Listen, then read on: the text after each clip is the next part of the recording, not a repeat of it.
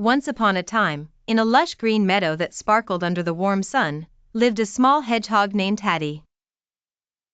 Hattie was no ordinary hedgehog. She had the kindest heart but was also very shy. She loved the meadow, filled with cheerful flowers swaying in the wind, towering trees with rustling leaves, and a sparkling creek where all the animals gathered to chat. One bright morning, as the sun peeked over the hills, a loud chatter began to spread in the meadow. "The great windstorm is coming," warned Dora, the wise old owl. The animals began to panic. They had heard stories about how the great windstorm could uproot trees and sweep away nests. The squirrel family scurried to grab their acorns, the mice gathered their little ones, and birds started reinforcing their nests.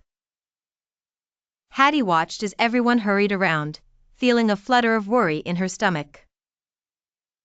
Deep inside, she wished she could help, but what could a little hedgehog do? Later that day, as she wandered along the creek, Hattie found her friend Benny, a bunny with a twitching nose and floppy ears, looking very troubled. "What's bothering you, Benny?" asked Hattie. "The windstorm will be here soon, and I don't know how to protect my burrow," Benny confessed. "The entrance is too open, and I'm afraid the wind will fill it with leaves and debris." A spark of courage flickered inside Hattie. "Why don't we try to block it with some branches and leaves?" she suggested, feeling braver with every word. Together, Hattie and Benny gathered twigs, leaves, and anything they could find. Hattie used her little paws and snout to help protect Benny's burrow. As they worked, other animals watched, inspired by Hattie's bravery. Seeing this, the little hedgehog felt her confidence grow. Before long, many animals joined in, helping each other to prepare for the storm. They reinforced nests, built shelters, and stored food, all working together as one big, caring community.